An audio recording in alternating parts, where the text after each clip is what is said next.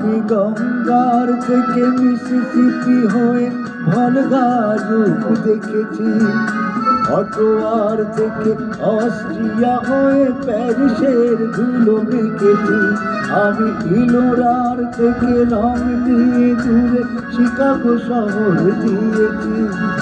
গ্যালিবের সেই দাসখন্দে মিনারে বসে শুনেছি, মার্ক টোয়েনের সমাধিতে বসে গর্গীর কথা বলেছি। বারে বারে আমি পথের টানে পথকে করেছি ঘর, তাই আমি যাযাবর, আমি এক যাযাবর।